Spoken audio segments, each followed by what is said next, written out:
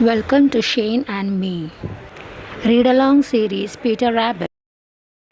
Peter Rabbit, Chapter 29. Let's start Peter Rabbit, Chapter 29. Jimmy Skunk visits Peter Rabbit. It's hard to keep a secret which you fairly ache to tell.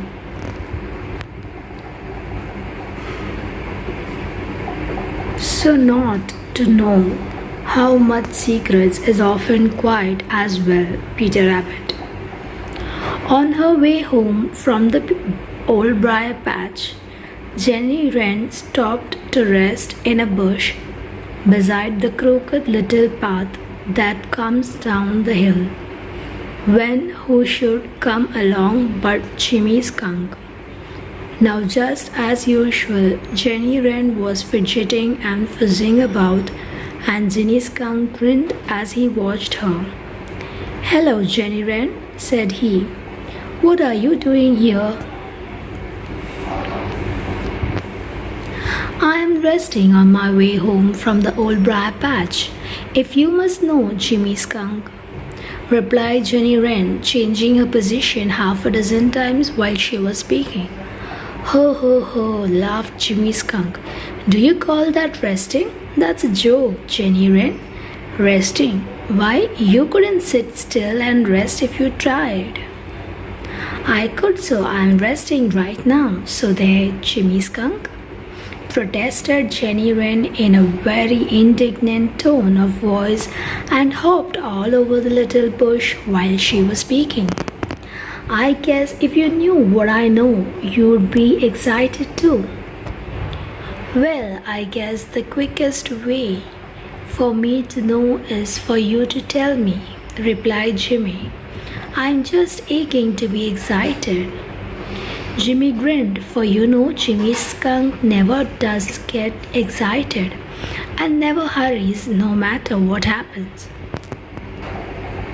"You'll have to keep right on aching then," replied Jenny Wren, with a saucy flirt of her funny little tail. "There's great news in the old briar patch, and I'm the only one that knows it. But I've promised not to tell." Jimmy pricked up his ears. "News in the old briar patch must have something to do with Peter Rabbit," said he. "What has Peter done now?" I'll never tell," cried Jenny Wren, growing so excited that it seemed to Jimmy as if there was danger that she would turn herself inside out. "I promise not to, and I never will."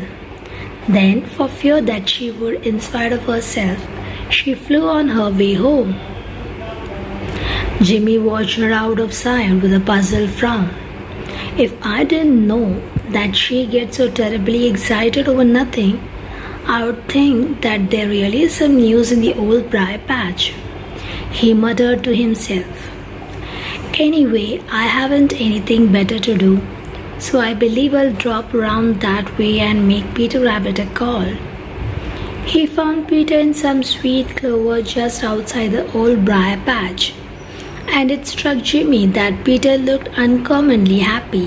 He said as much. "I am," replied Peter before he thought. Then he added hastily, "You see, I've been uncommonly happy ever since I returned with Mrs. Peter from the old pasture. But I hear there's great news over here in the old briar patch," persisted Jimmy Skunk. "What is it, Peter?" Peter pretended to be very much surprised. "Great news?" he repeated. "Great news? Why, what news can there be over here? Who told you that?" "A little bird told me," replied Jimmy slyly. "It must have been Jenny Wren," said Peter, once more speaking before he thought. "Then there is news over here," cried Jimmy triumphantly. "What is it, Peter?" But Peter shook his head as if he hadn't the slightest idea and couldn't imagine. Jimmy coaxed and teased, but all in vain. Finally, he started for home, no wiser than before. "Just the same, I believe that Jenny Wren told the truth and that There is news over in the old briar patch, he muttered to himself. Something has happened over there and Peter won't tell. I wonder what it can be.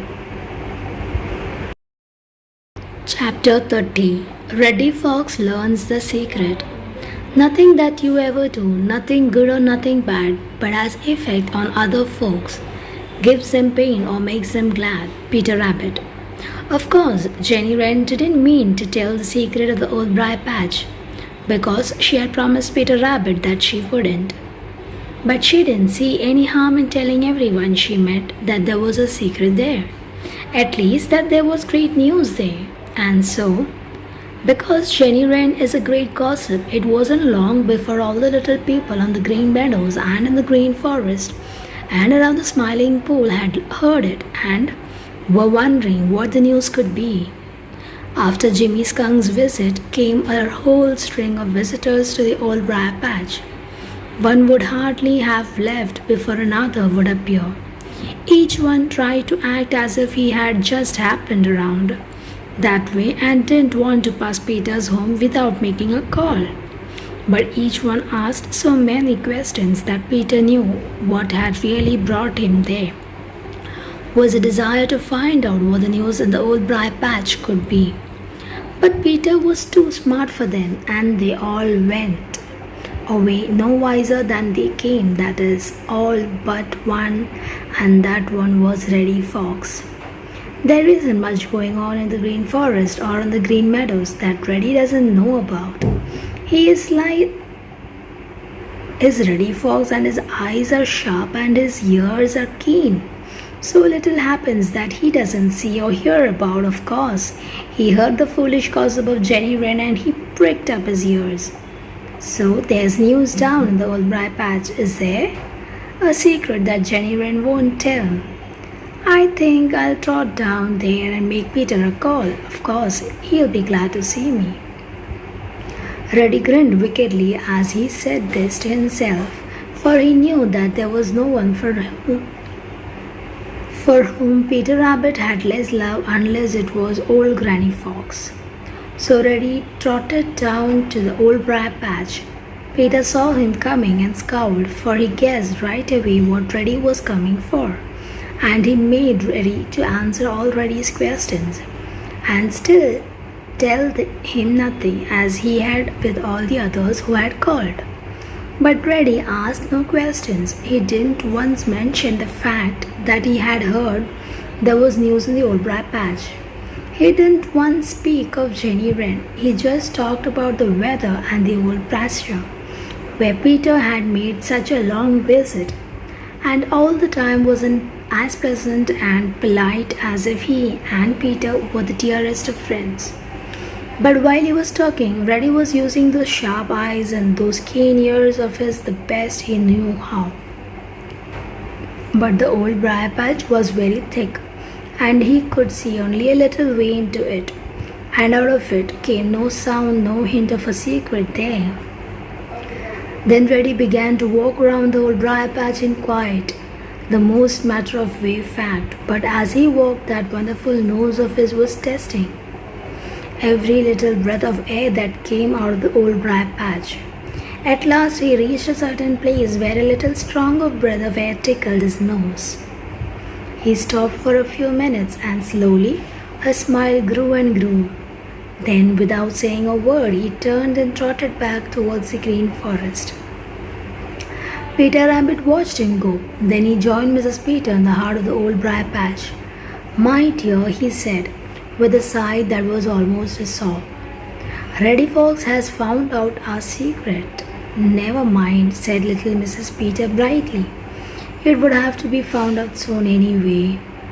Trotting back up the lone little path, Reddy Fox was grinning broadly. "It is news," said he. "Jenny Wren was right. It is news. But I don't believe anybody else knows it yet. And I hope they won't find it out right away. Least of all Old Man Coyote. What a wonderful thing a good nose is. It tells me what my eyes cannot see nor my ears hear."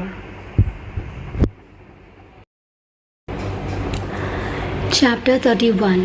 Blacky the Crow has sharp eyes. Mischief always waits to greet idle hands and idle feet. Peter Rabbit. That is what a lot of people say about Blacky the Crow. Of course, it is true that Blacky does get into a lot of mischief. But if people really knew him, they would find that he isn't as black as he looks. In fact, Blacky the Crow does a whole lot of good in his own peculiar way. But people are always looking for him to do bad things, and you most always see what you expect to see. Thus, the good Blacky does isn't seen, while the bad is, and so he has grown to have a reputation blacker than the coat he wears. But this doesn't worry Blacky the Crow. No, sir, it doesn't worry him a bit.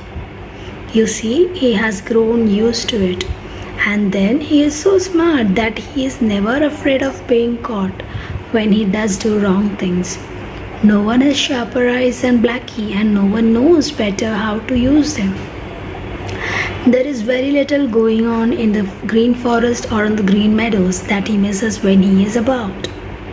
The day after Reddy Fox visited the old briar patch and with his wonderful nose found out Peter Rabbit's secret, Blacky just happened to fly over the old briar patch on his way to Farmer Brown's cornfield. Now, being over the old briar patch, he could look right down into it and see all through it. Just as he reached it, he remembered having heard Sammy Jay say something about gossipy little Jenny Wren's having said that there was a great news there. He hadn't thought much about it at the time, but now that he was right there, he might as well have a look for himself and see if there was any truth in it. So Blacky the Crow flew a little lower, and his sharp eyes looked this way and that way. Through all the bramble bushes of the old briar patch, he saw Peter Rabbit right away and winked at him. He thought Peter looked worried and anxious. Peter must have something on his mind, thought Blacky. I wonder where Mrs. Peter is. Just then he caught sight of her under the thickest growing sweetbriar bush. He had opened his mouth to shut. Hello, Mrs. Peter, when he saw something that surprised him so that he didn't speak at all. He almost forgot to flap his wings to keep himself in the air.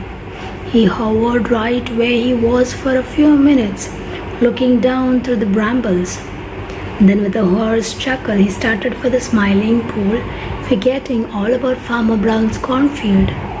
Caw, caw, caw, he shrieked. Peter Rabbit's got a family. Peter Rabbit's got a family. Reddy Fox heard him and ground his teeth.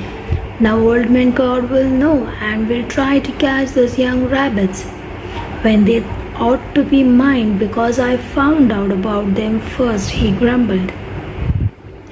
Jimmy Skunk heard Blacky and grinned broadly.